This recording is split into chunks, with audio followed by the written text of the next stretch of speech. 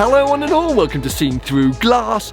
Welcome to the beautiful grounds of Hampton Manor, just outside Birmingham in the UK. We're here because today we're joining the Maserati UK Press Tour, which is all about celebrating the kind of new era for Maserati, which I guess kick-started with the MC20, also includes the new Gran Turismo, and today's big focus, the Grecale, which is kind of like their mid-sized SUV. It's going to be going up against the Macan, the Range Rover Velar, and the BMW X3, a car that I currently own. And I'll let you in on a bit of a secret. Actually, it's not that much of a secret because I feel like I've talked about it before. But Maserati is my wife Vicky's favourite car brand. She has been nagging me since the day I met her to get a Maserati. She's like, why don't you get a Maserati? They're amazing. And well, I'll be honest, up until now, or the last few years, I've never really seen the sort of need, desire, or major want for a Maserati. But this new generation, this new era, gives me lots of things to be excited about. So there is a question as to whether the Grecale could maybe one day replace the X3 as our family car, essentially to make my wife very happy.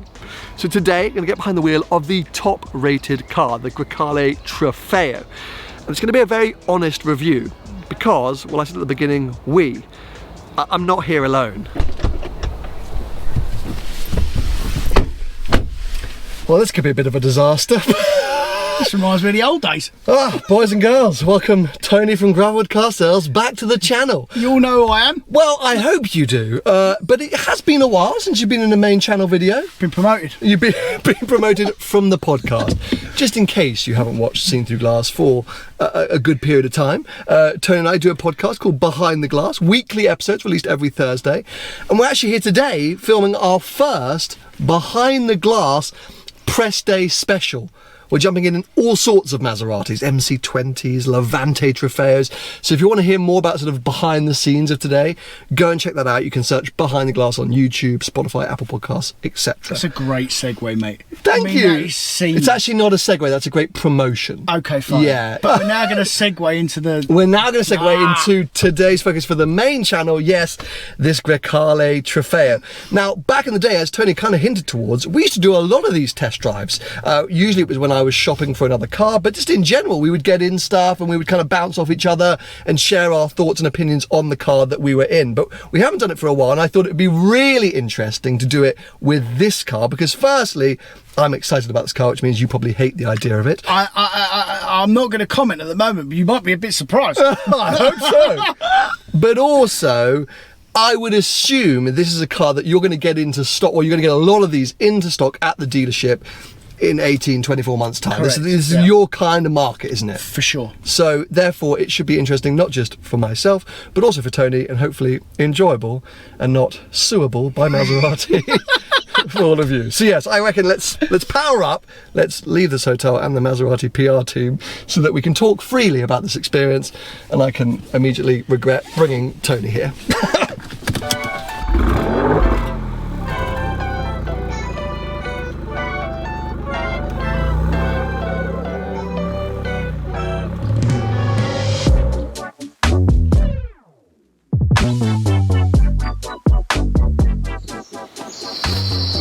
Dare I ask what your initial thoughts were when you saw a Grecale for the first time? I knew immediately it was definitely a Maserati because of the prominent grille, but for me it was like a freshened up one, like a more, not like a new car, more a facelift. Okay, so underwhelming, would you? Yeah, I would say, yeah. I think I'm a bit hit and miss. So we started the day obviously getting behind the wheel of a Levante for the podcast. Yep. I've always liked the way that car looks. Yep. And I see elements of Levante crossed over to this, as we mentioned, the grille there. But there are some parts where I think it's a bit too safe because of the size of this car. Like, I think something with the headlights is a bit Ford Cougar, Puma, like just a bit fog-eyed. Yeah, but and a bit, just the whole car's a little bit fugly in some parts. Like for me, Maserati is all about style and elegance and something different and Italian, and they nail the design so often. MC20, Gran Turismo, as I say, Levante. It's pretty, but it's not stunning. It's not like jaw-dropping, like, what a car. Yeah. It's all just a bit safe, I think. Yeah, but I think they've done that on purpose, mate. You know, I know that the briefing said that they're not really appealing to the masses, but they are trying to get customers from the masses, as in competing with Range Rover, Porsche, Audi, BMW, Mercedes. So they will try and attract customers from them brands into this. So they need to be safe for that reason. So you think if they went too angular, too stylish, it would be too like an M4 and M3. It would be too, what's it called? You can't chalk and cheese. Yeah, you can't put guns and spoilers on it. Do you know what I mean? I would love it if they put guns on it. I mean, maybe in some markets they will, but yeah, look, overall, I would give it like a 6 out of 10 visual. Like, from the external, the Trofeo is definitely better because they move the grille forward a bit. It's got a slightly wider track. Like, it's a more aggressive looking car, but just in general, I don't love the exterior design. Yeah, I'd probably agree. I think they probably could have done a little bit more. Like, these wheels feel like they're from old Levante. Yes, you know, so yeah, just a few elements that they maybe could have been a bit braver about, but in general, it's a good-ish looking car. It's definitely a Maserati, so they've nailed that. And really, where they've done a lot of work, which I think is where they need to do a lot of work, is inside. So I guess let's jump in there. Now, if we gave the exterior of this car 6 out of 10, based on just initial impressions, for me, this interior is like a solid 9. I'd agree, mate. It's a big step. Oh, it's a lovely place to be, not just for a Maserati, because unfortunately a lot of the old Maserati models, well, their interiors really let them down. So it's a big step forward for them, but just in general, I think within the market, this is a lovely place to be. It's a lovely place to sit, yeah. It feels well designed, like everything feels nice to touch, loads of like nice materials. We've got carbon fibre down here because of the Trofeo spec. Actually, I think you can have a few different carbon fibre weaves. I said 3 or 4. 3 or 4, which is fantastic. And then we've got a big old chunky steering wheel. The only thing which is slightly unique is that the steering wheel has this massive digital cockpit behind it, which is quite chunky, and it feels to me like the steering wheel or either the dash is a bit high or the steering wheel's a bit low. Do you know what I mean by that? It's a very niche little observation, but I would want the steering wheel maybe up here. I don't know. Want it adjust? That's as high as I can get it. Oh, right. Yeah, so that's the only thing that I would say. But let's put the ignition on, which we do by using the start-stop button that's here on the steering wheel. So that's one touch just to fire things into life. Hit accept there. Entirely new operating system for Maserati. It's much better, to be fair. Which, I mean, you know, it's super rapid. It's got everything you could need, from Apple CarPlay to Android Auto. It's very responsive. You can do all the surround cameras and mirror dimmers, and there you go. You've got everything that you need for parking assist. Camera. Great quality camera. Yep. Just below it, a bit like a Range Rover, well, Range Rover Velar? anything. Yeah, Velar. You've got the separate screen for air conditioning, which apparently is gesture controlled. I don't know how. We haven't learned the gestures. But apparently gesture controlled, and you can do some other functionality in here, I think, as well. Traction control is off, the vehicle height, ambient lighting. So, like so many new cars, heavily touchscreen based. Yeah. But then we've got the driving, also the gear selectors here: park, reverse, neutral, drive, and manual. How do we their driving modes is another sort of Manatino on the steering wheel. Very common now, the Manatino. And I love all this, mate. It's all clean and no buttons. Like, do you remember the old Macan? It was like a... Oh my God, like 1,000 buttons, a waterfall. Cockpit. Yeah. Well, this is super nice. And then we've got this lovely sort of clock up here with this kind of quite chunky, almost Bentley feeling metallic surround. Again, they said that we could change that, but we haven't learned how. But yeah, this really is a very, very nice place to be and a nice place to sit, and I'm sure we haven't even started to figure out the functionality of this thing yet. It feels premium, doesn't it? It feels very, very premium. One thing, should we talk about the door levers? Door handles? Well, there ain't none. Door buttons. As is often the case with a lot of manufacturers, sometimes they can over-engineer some elements. You know, they just take things a little bit too far. We don't have the traditional door lever in this. There's a button. There's an electronic button. You just push. I mean, great, until it doesn't work. And you can't get out. And you can't get out, and you're stuck. But, you know, we shouldn't assume that at some point it won't work. Also, a lot of bongs. Let's hope they work today. I won't be stuck in the car with you all day. I agree, especially in this heat. As you can see, I'm perspiring, so let's start this thing up, get the aircon going, and find out what the Grecale, and especially the Trofeo, is like out on the road.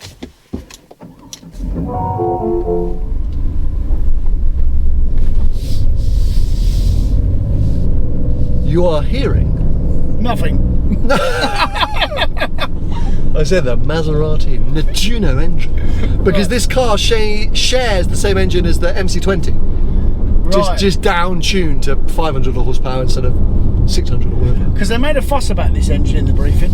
Well, in general, when they launched the MC20, they made a huge fuss about the fush. Wow, the heat has affected my ability to speak. Morrison's just nearly ploughed into the... Is he going back? He's waving me on. That was nearly an interesting end to the press day. Yeah, so when they launched the MC20, they banged on about this engine because it had this, F1 inspired or derived pre-chamber combustion technology. Yeah. But fundamentally, it's a 3-litre twin-turbo V6. Fair. Which isn't revolutionary within the Italian sports car market. Can I be honest? Please. It sounds awfully familiar. I'll tell you what it sounds awfully familiar to. The Alfa Giulia engine. Which is a 2.9 litre twin turbo V6. Yeah, it's... Maserati fans and the Maserati press team are going to have a fight with me about this because, as I say, if you even whisper the fact that this engine is based on something else, no, it's entirely new with revolutionary technology. But I agree, it sounds and feels a lot like that Alfa. It feels nearly identical. Yeah. To the Alfa. There's something very Stelvio quadrifolio about the... Correct. Yeah. I mean, I've driven it quite slowly, obviously, earlier on. I've not really driven it in haste, nor have you. No. It's really the first time you got behind the wheel. Driving at 30 miles an hour. Yeah. It's got that same dull noise as well. I think it sounds like a diesel. It's not an engine that I enjoy the sound of. I've said it before in many situations. This engine does not inspire me a great deal, but it does deliver pretty impressive performance. So let's figure out, here we go, how to turn it up. They've got a lot of driving modes in this car. We've got off-road, comfort, GT, sport and Corsa. Yeah, turn it right up. Turn it right up. Now I do also have a bumpy road mode. I can go from soft to hard. I'm going to leave it in soft for now. Manual gears. Ride height is... mate. Oh, I mean, this is all great. This is lovely and it's all super easy to use. It all makes sense. Active park braking unavailable. Is that because I'm in Corsa? I would guess. say so, yeah. I've got a lap timer, like it's all really, really nice. Just, I struggle with that engine. Anyway, here we go, let's launch it out of here and see what happens. It's actually not bad. I mean, that's pretty damn quick. I mean, that sounded alright as well. And I like those farts. It sounds way more like it's like the Giulia GTA. Not so dead now, is it? Oh! that sounds lovely and Larry. Isn't it amazing now, these modern cars, how you...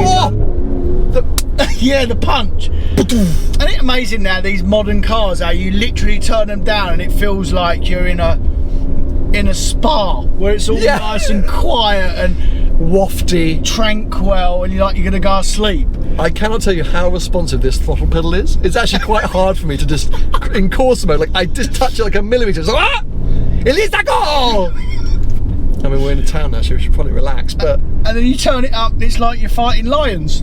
Yeah, that was quite impressive. Yeah. That wasn't bad. I would do that again. We're so sorry, Maserati. Well, hold on, Tony.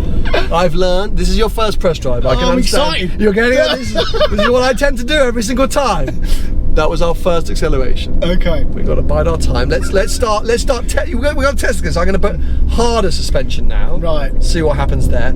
I would say that it is a little bit frantic in Corsa, so I'm going to go to sport. I'm hoping we're going to keep some of the noise. Got the hard suspension mode. Still another thing. Look, that's nice. When you change driver mode, it shows up. Look, a little picture of the car and stuff.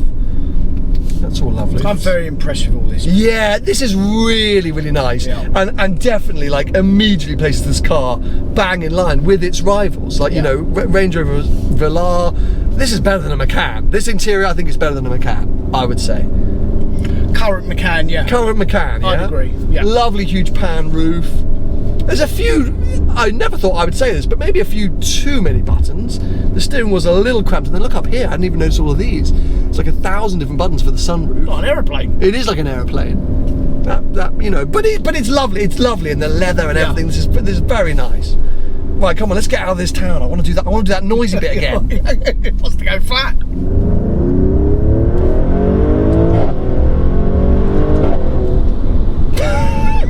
So claimed figures are 0 to 60 in 3.8 seconds in this car. I mean, actually, I don't know if it feels that quick, but it feels damn quick. It's fast. I've got to put us back into Corsa now just to really get the proper laryness. It's definitely way more engaging turned up to 10. Yeah. In the softer modes, I don't know why it leaves me feeling a bit cold. Yeah. Do you know what I mean? Yeah, I do. Yeah, I mean, I've driven it in the softer settings. I've not driven it in the aggressive settings, but sitting here, it really feels like it wants to go in the aggressive settings. Yeah. Like you're taming a lion. Really wants to fly. Let's see if we can find a few corners to thread around. Here we go. There we go, right on there. Look. Hope the brakes work. We'll find out. Oh. I would have broke here. Yeah. You would have broken a lot later and I would have been screaming my head off. But I mean, it is good. I mean, it really is good. It goes down the road nicely. It goes down the road very nicely, and I'm in the harder, firmer suspension setting, and the ride is still very nice, just like with the Levante. Yeah. It feels nice and solid on the road. Yeah, hey, to drive like this, I think it's pretty damn good. Yeah. I have to say, I think it's pretty damn good. Let's change seats because, yeah, I can't put my finger on it, but there's something which I'm not quite bonding with. You're not happy, are you? Well, I'm like, yeah, it's good. And I wanted to be like, wow. Come on, you get in here and let's see. Let's see if you're more wow than me. Let's have a look here then. Bloody hell. Yep. Okay, there are the brakes. It's quite impressive from over here. It's not okay, mate. Well, are you going to basically say the same thing as me? Yeah, I literally am. I mean, it's like okay. I mean, I'm just not really getting any feeling from it at all. It's just, you know what? Again, it's the same, and I think the difference is, and we get this from a lot of modern cars now, it's just really good. Do you know what I mean? But when something's really good, it takes the emotion and the driver feel out of it a bit. You know what I mean? Like, it's doing everything I want it to do, and it's quite good on the brakes. I'm really not that keen on the brakes. Okay. They're like they're quite grabby, like, you know, which is a bit like what the Stelvio's like. The engine, I don't know, mate, just leaves you like wanting a bit. Do you know what I mean? Like, it's hard to really pin down because, as you say, like, it's very good, it's very impressive, and we'll come on to it in a second. A great step forward for Maserati. yeah. But there's not much which makes you excited or lustful for it. Yeah, and as well, like, again, I think with these modern cars, you never really feel the emotion until you're like flat. Yeah. That's when you get it. Otherwise, because they're so fast and so capable now, these modern cars. Whereas like an older car, even like that Levante we was in earlier, you know, like, you felt it at 30 mile an hour. I was getting the fizz. Yeah. I was getting the fizz at slow speeds. Okay, the engine was a huge part of that, but just in general, the car just felt, I don't know, I just enjoyed the experience. I don't know why the word tinny comes to mind when you're doing these slow speeds. Like, Yeah, you know, at slow speeds, it feels cheap. Yeah, that's what I mean, like tinny. There's something, even though this interior is beautiful and the details and everything, there's something about the driving experience which doesn't necessarily deliver on that same promise or idea. Yeah. Maybe the Trofeo is not the one to have, mate. I mean, why? Because maybe the hybrid engine might suit it better. Well, for not a keen driver, it will 100% be better. Because I mean, I don't even know what mode we're in now. Comfort. This is what the normal one will be in. This is what it'd be like all the while with a normal hybrid engine. So, you know, for a mummy car to do the school run, do the shopping, and to drive. Or a daddy car. It is 2023. Yeah. There goes Tony, just being trying to get me in trouble with all the communities that we're not trying to insult these days. It's so lucky you're here to correct me. Oh god, I was constantly thinking, oh, who are we pissing off today? Yeah, like, I feel a little bit disappointed because there's so much that well, firstly, And let's get into it. I'm excited about the direction Maserati are pushing in. Yeah. I love the look of the new Gran Turismo. I like all these details. I like the ideology.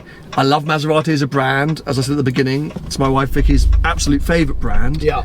But they've moved away from being things that made great noises and had loads of emotion but were probably a little bit too old and actually not that great, to being really good, but potentially losing what was kind of great about them. Their DNA. Yeah. Yeah. Their DNA has shifted into this luxury, I don't know what, like... I think they've done a good job on this car. Overall, you know, it's not for me. Yeah. Sure, and it's probably not for you. Yeah. But we're not normal. I think in general they've done a good job on this car. I think it's perfectly fine, this car, to sit in, to drive every day. It might not tickle our fancy, and it actually is almost a bit too good, like most modern cars now, and I wouldn't go and buy one as a new car for sure, especially not over a Macan GTS. Well, I'm about to basically poo-poo your point, because I sort of agree with you until I tell you how much this car that we're driving right now costs. Go on. Spec like this, 110 grand. It can't be. Yeah. Yeah, it's too much. That's ruined it, hasn't it? It's completely ruined it. I mean, that's gone from like, it's not for me, but actually go out and buy it, guys, to don't waste your money. Yeah. 110 grand. 110 grand. Yeah. Because what's a Macan Turbo or GTS? 90? A GTS is, yeah, mid 80-ish with some options on it, like it'll have pan roof and all the bits on it, maybe 90. You can't get a juicy Velar anymore, but you can get X3Ms and X4Ms. They're what, 75? Yeah, they're way cheaper. Oh, damn it! Damn it, Tony! But it is a good car, mate. Yeah, so what are we giving it out of 10? The whole car? I'm going to go 7. Yeah, I was going to give the car 7.5 or 8 with the asterisk, don't buy it.